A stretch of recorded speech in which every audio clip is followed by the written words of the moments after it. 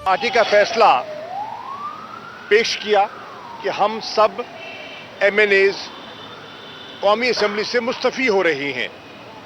उसके बाद हमने मिन जुमला अपने इस्तीफे उस वक़्त के जो हमारे डिप्टी स्पीकर थे कासिम सूरी साहब उनको पेश कर दिए।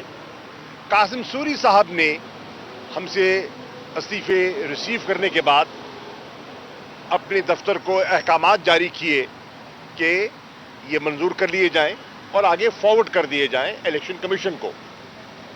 बावजूद ऐसा ना हो सका और गवर्नमेंट ने और मौजूदा स्पीकर ने राजा परवेज अख्तर साहब ने हुकूमत की ईमा पर एक हमारी नज़र में एक गैर कानूनी और आइन से हटकर एक फैसला किया और हमारे इस्तीफों की इम्प्लीमेंटेशन जो है और उनकी मंजूरी है उसमें सिलेक्टिविटी का मुजाहरा किया। 123 इस्तीफे हमने पेश किए, चुनकर उनमें से 11 हलकों का इंतखाब किया गया और वो सिलेक्टिव मंजूरी की गई। जब एक असूली मौक़िफ़ था और उस असूली मौक़िफ़ पर हमने सबने इस्तीफ़ा दिया था तो अगर इलेक्शन होने थे तो सभी के होते या किसी का ना होता, लेकिन ये सिलेक्टिव एप्लीकेबिलिटी जो है वो सियासी मकासद के लिए उसको इस्तेमाल किया गया। बहरनौ उसमें भी आपने देखा कि जब इमरान खान साहब गए, लोगों ने जानते हुए कि वो असेंबली से लाताल्लुक़ हैं और आएंगे भी नहीं, मैंडेट उन्हीं को दिया और जो पीडीएम के कैंडिडेट से उन्हें बिलमूम शिकस्त हुई और 75% सीटें जो हैं ज़िमनी इंतखाबात में तहरीक इंसाफ को हासिल हुई। अब तहरीक इंसाफ ने फैसला किया है कि हम तो अपना फैसला कर चुके हैं, एक मरतबा फिर हम इस फैसले को अमली जामा पहनाने के लिए तैयार हैं। चुनाचे इमरान खान साहब से मैंने ये ख़त शेयर किया है और उन्होंने इसकी मंजूरी दे दी है और मैं इस पे दस्तखत कर रहा हूँ, दस्तखत कर दिए हैं। ये मेरे दस्तखतों के साथ ये ख़त मैं भेज रहा हूँ as vice chairman of PTI और डिप्टी पार्लिमानी लीडर पाकिस्तान तहरीक इंसाफ के, कि मैं स्पीकर साहब को भेज रहा हूँ कि हमें वो वक्त दें, हमें वो बुलाएं ताकि हम इज्तिमाई तौर पर उनके सामने पेश हो सकें और अपने इस्तीफ़ों का अयादा कर सकें और तजदीद अपने उस फैसले की तजदीद कर सकें। ये फैसला हुआ है और उस फैसले पर खान साहब ने कहा कि उसका ऐलान कर दिया जाए और उसको अमली जामा पहनाने के लिए मैं आपकी खिदमत में हाजिर हुआ हूँ। इसकी जो कॉपीज़ हैं हम मीडिया से शेयर कर लेंगे। इस पे वो रीज़न और लॉजिक जो है वो सारा तफसीलात आपके सामने है। शुक्रिया। अच्छा, इसमें एक मिनट मैं दो बातें कर लूँ। पहली बात तो ये है कि कल सुप्रीम कोर्ट के अंदर ये एक मामला आया और मैं समझता हूँ कि सुप्रीम कोर्ट से गलत बयानी की गई हुकूमत की तरफ से और कहा गया कि पीटीआई के अरकान जो हैं वो इस्तीफ़ा दे चुके हैं लेकिन तनख्वाहें ले रहे हैं। हकीकत ये है कि हमें अप्रैल के बाद से तहरीक इंसाफ के किसी रुकन को तनख्वाह नहीं मिली है और अब मुझे शक हो गया अलबत्ता, और शाह साहब से मैं दरख्वास्त करूँगा कि इसको ज़रा चेक करवा लें कि ये तो नहीं कि हमारे नाम पर तनख्वाहें निकाल के खुद खा गए हों, क्योंकि हुकूमत में भी तो सारे महाकलाकार बैठे हुए हैं। हमें कोई पता नहीं है कि ये फॉरेन ट्रिप्स जो है हमारे पैसों से हो रहे हों, हमें भी ना मिल रही हों और पता लगे कि ये है। देखिए, दूसरा बात ये है, हम तो इस्तीफ़े दे चुके हैं।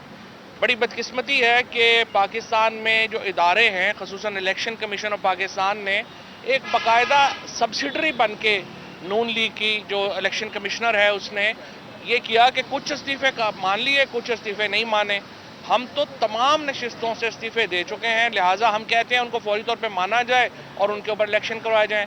अब भी हम स्पीकर साहब को, चूँकि सुप्रीम कोर्ट के पास केस है, दोबारा मैं सुप्रीम कोर्ट को कहना चाह रहा हूँ कि आपकी तसल्ली के लिए, क्योंकि आपने कहा था स्पीकर साहब को, आज शाह महमूद कुरैशी साहब ने दोबारा लिख दिया है और स्पीकर को कहें कि फौरी तौर के ऊपर ہمارے لیے ٹائم دیں اور آئیں سارے ممبران، ہم جائیں گے ان کے ساتھ. اور انہوں نے ہم جب جا رہے تھے دوبارہ ایوان کے اندر اجتماعی استعفے دینے کے لیے، ان کو پتہ چلا انہوں نے وہ جو اپنا اجلاس ہے وہی ملتوی کر دیا.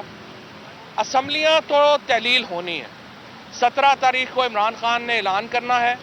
اب کل میں دیکھ رہا تھا 23 تاریخ چل رہی تھی، 17 بھی ہو سکتی ہے، 23 بھی ہو سکتی ہے. اور یہ عمران خان فیصلہ کر لیں گے کہ کب جو ہے وہ اسمبلیاں تحلیل ہونی ہے. ملک 70% ملک الیکشن کی طرف جائے گا. ہم نے پوری کوشش کی اور اب بھی ہم کر رہے ہیں کہ ایک نیشنل فریم ورک کے تحت ملک عام انتخابات کی طرف بڑھے. آج لارج اسکیل مینوفیکچرنگ کے آپ کے سامنے جو رزلٹس آئے ہیں وہ آپ نے دیکھ لیے ہیں. اس وقت ایئر ٹو ایئر 3% پہ آ گئی ہے آپ کی لارج اسکیل مینوفیکچرنگ کے جو حالات ہیں. اس کے بعد جو آپ کی معیشت ہے وہ آپ 7.5 لاکھ پاکستان چھوڑ کے چلا گیا ہے ان 10 مہینوں میں. اور اس کے بعد اور اس میں سے 2 لاکھ وہ ہے جو ڈاکٹر اور انجینئر ہے اور آئی ٹی ایکسپرٹ ہے. اگر 2-3 سال ملک میں یہی حالات رہے تو پاکستان میں تو مکمل برین ڈرین ہو جائے گا. یہ شہباز شریف، نواز شریف، انہوں نے اپنے بھی سارے پیسے باہر لگا دیے ہیں. اب پاکستان کے بچے بھی سارے جو ہیں وہ باہر جا رہے ہیں. لہٰذا پاکستان میں کوئی حل نہیں ہے اس کے علاوہ کہ ملک میں عام انتخابات کی طرف جایا جائے. عام انتخابات میں ہم نے پوری کوشش کر لی ہے. ہم نے حکومت کو بھی کہا ہے، ہم نے تمام جو متعلقہ مقتدر حلقے ہیں ان کو بھی ہم نے اپیل کی ہے. لیکن چونکہ پاکستان میں وہ کہتے ہیں نہ جنبش، نہ زمین جنبش، نہ جنبش گل محمد کا ماحول چل رہا ہے، تو اس لیے ہم نے فیصلہ کیا ہے کہ ہم آگے بڑھیں گے اور اب یہ اسمبلیاں تحلیل ہوں گی اور 70% پاکستان الیکشن کی طرف جائے گا. شاہ صاحب یہ بتا دیجیے گا، آپ نے کہا کہ آپ ایک ایک کر کے آپ باضابطہ طور پر اس پر بات کریں پبلک گے، اپیل کی ہے. تو کیا آپ سمجھتے ہیں کہ تحریک انصاف کے جو ارکان قومی اسمبلی ہیں وہ گروپ کی صورت میں جائیں گے، اسپیکر کے پاس پریزنٹ ہوں گے، یا جس طرح وہ کہہ رہے ہیں کہ انڈیویجلی 1 بائی 1 آئیں؟ دیکھیے، ہم سمجھتے ہیں کہ وہ ہمیں تاریخ دے دیں. انہیں بلائیں تو صحیح نا. وہ ہمیں بلائیں. جب وہ ہمیں بلا لیں گے ہم اجتماعی طور پر چلے جائیں گے. اور اگر وہ اپنی تسلی کرنا چاہتے ہیں اور فردن ہم سے علیحدہ بات کرنا چاہتے ہیں، بلانا چاہتے ہیں، تو ہمیں اس میں بھی کوئی اعتراض نہیں. ہم کو پیپلز پارٹی کے تھوڑے ہیں کہ لوگ ڈر جائیں گے. یہ جو سارے لوگ 7-8 مہینے جنہوں نے مشکلیں گزاری ہیں نا، یہ عمران خان اور تحریک انصاف کے پیچھے کھڑے ہیں. بلا لیں بس. جیسے یہ بتائیے گا، ابھی آپ نے کہا کہ مقتدر حلقوں سے بھی آپ لوگوں نے اپیل کی ہے، کیا مقتدر حلقے ابھی بھی سیاست میں مداخلت کرنے ہیں؟ دیکھیں، مقتدر حلقوں میں ہم نے یہ کہا ہے کہ پاکستان میں تمام متعلقہ حلقوں سے اپیل کی ہے. اور سیاست میں مداخلت جو ہے وہ جب ختم ہوگی تب بھی پتہ چل جائے گا. جو ہو رہی ہے اس کا بھی پتہ ہے، جو نہیں ہو رہی اس کا بھی پتہ ہے. نئے ابھی جو ہے جو لیڈرشپ آئی ہے، ظاہر ہے ہمیں ان سے بڑی امیدیں ہیں، پاکستان کو ان سے بڑی امیدیں ہیں، اور ہم چاہتے ہیں کہ پاکستان کو استحکام کی طرف لے جایا جائے. اور ہمیں امید ہے کہ تمام ادارے پاکستان کو استحکام کی طرف لے جانے میں اپنا کردار ادا کریں. فواد بھائی یہ بتائیے گا، گورنر پنجاب نے کل کہا ہے کہ پرویز لائی کے پاس اختیارات ہے کہ وہ سمری بھیج دیں، لیکن میرے پاس اختیار ہے کہ عدم اعتماد کا ووٹ لینے کا انہیں قید موڈ. بڑے کانفیڈنٹ ہے کہ وہ کہ اسمبلیاں جو ہے دلیل نہیں ہوگی. تو اس حوالے سے بتائیے گا آئینی طور پہ کیا ہو سکتا ہے؟ کیونکہ پہلی بات تو یہ ہے کہ انہوں نے تو کوئی میٹرک میں اپنی کلاس نہیں، اپنا سبجیکٹ نہیں پڑھا تھا. انہوں نے آئین کہاں پڑھا ہوگا؟ آئین کا آرٹیکل 112 بڑے واضح ہے. جب چیف منسٹر بھیج دیتا ہے سمری تو اس کے بعد آپ زیادہ سے زیادہ 48 گھنٹے اس کو روک سکتے ہیں. آپ 48 گھنٹے روک دیں تو وہ اسمبلی ٹوٹ جائے گی. اگر وہ عدم اعتماد کا کہیں گے ہم تیسرے دن عدم اعتماد پیش کروا دیں گے، اس کے اوپر وہ اپنا ووٹ کاؤنٹ کر لیں تو وہی 48 گھنٹے پھر رک جائے گی. اگر وہ چاہتے ہیں اعتماد کا ووٹ تو وہ آج کہہ دیں ہمارے پاس 186 بندہ ہے، وہ کل اعتماد کا ووٹ دے دے گا. پرویز الہی صاحب اس وقت جو ہے ان کے پاس نمبر پورا ہے، تحریک انصاف کے اوپر لوگوں کا اعتماد پورا ہے.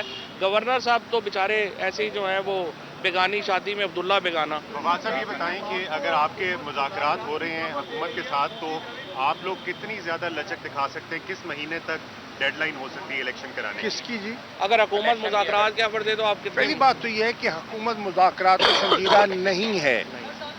میں پہلے کہہ چکا ہوں حکومت مذاکرات میں سنجیدہ نہیں ہے. وہ اب بھی بیان دے چکے ہیں کہ ان کا الیکشن کرانے کا کوئی ارادہ نہیں ہے. وہ الیکشن کیوں نہیں کروانا چاہتے؟ ان کا ایک آبجیکٹو ہے اپنے کیسز سے چھٹکارا پانا. ابھی کیسز کچھ ایسے ہیں جن سے وہ فرار حاصل کر چکے ہیں اور کچھ ایسے ہیں جو ابھی پائپ لائن میں ہیں. जब तक वो प्रोसेस मुकम्मल नहीं होता वो बिल्कुल ना किसी तहलील के में इंटरेस्ट हैं और ना ही वो इंतखाबात की तरफ बढ़ेंगे और उन्हें एतमाद भी नहीं है, आवाम पर भरोसा भी नहीं करना चाहते। तो ये एक कहने की बातें हैं, मज़ाकरात बिल्कुल संजीदा नहीं है। और जिन्होंने ब्रिज बिल्डिंग का कोशिश की, मैं समझता हूं कि डॉक्टर आरिफ अलवी साहब ने नेक नियति से ब्रिज बिल्डिंग की कोशिश की, लेकिन उन्हें भी मेरी राय में उनके जो उनने रवैया देखा मायूसी हुई। अच्छा, एक मैं नुक्ता में इजाफा कर लूँ, चूँकि जैसा शाह साहब ने जिक्र किया कि बुनियादी मकसद इनका सिर्फ यह है कि अपने केसेस ख़त्म कराना। अब नैब एक कदम आगे गया है और वो कह रहे हैं एफआई और नैब दोनों कि जिन्हों से इन्होंने क्विटल ली है उसके खिलाफ वो हायर कोर्ट्स में अपील फाइल नहीं कर रहा, चूँकि इदारे इनके अपने हैं। लिहाजा तहरीक इंसाफ ने फैसला किया है कि हम सुप्रीम कोर्ट में पब्लिक इंटरेस्ट लिटिगेशन डाल रहे हैं। आर्टिकल 184 के तहत सुप्रीम कोर्ट ने एक सो मोटो नोटिस लिया हुआ है, उसी में ही हम पार्टी बन रहे हैं और हम ये कह रहे हैं कि मरियम नवाज़ का केस और ये शहबाज शरीफ और हमजा का केस सुप्रीम कोर्ट में आप खोलें और ये जिस तरीके से अपीलें फाइल हुई हैं और फिर इनकी डिसीजन हुई है, इसको सुप्रीम कोर्ट एक दफ़ा देखे।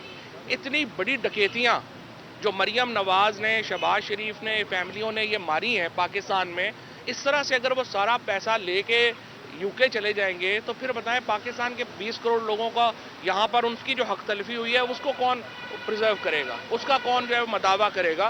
लिहाजा सुप्रीम कोर्ट को इसको प्रोसीड करना चाहिए और उतनी ही तेज़ी से करना चाहिए जितना इमरान खान के ख़िलाफ़ केस जो हैं वो तेज़ी से चल रहे हैं आजकल, और जिस तरह से इमरान खान की डिस्क्वालिफिकेशन के केसेस तेज़ी से चल रहे हैं। असल पैसा तो ये है जो ले गए हैं, इमरान खान के ऊपर डिस्क्वालिफिकेशन आप रोज़ चला रहे हैं। अच्छा शाह साहब, ये बताइएगा, आपने जिस तरह कहा कि 17 हो या 22 हो, by the end of December असम्बलियाँ तहलील हो रही हैं, तो 90 दिन बाकी होंगे, क्या पार्लिमानी बोर्ड तश्कील दे दिए गए, अगली टिकटों का क्या सेटअप होगा, क्या उसके ऊपर भी चेयरमैन बना रहे हैं? ऑब्वियसली वो जो मशावरत का सिलसिला शुरू किया हुआ है इमरान खान साहब ने, वो उस पर ये सब चीज़ों पर तबादला ख्याल हो रहा है। पार्लिमानी बोर्ड भी तश्कील पा चुके हैं, पा रहे हैं, और एक जिसे कहते हैं ना एक थिंकिंग का प्रोसेस जो है उसका आगाज़ हो चुका है। रीजन्स 3-3 नाम ऊपर दे रही हैं और उसके बाद सेंट्रल पार्लियामेंट्री बोर्ड पहले ही जो है सिलेक्ट किया जा चुका है और हम जो है शायद इसलिए ये उस प्रोसेस में जो रीजन्स हैं वो जा चुके हैं।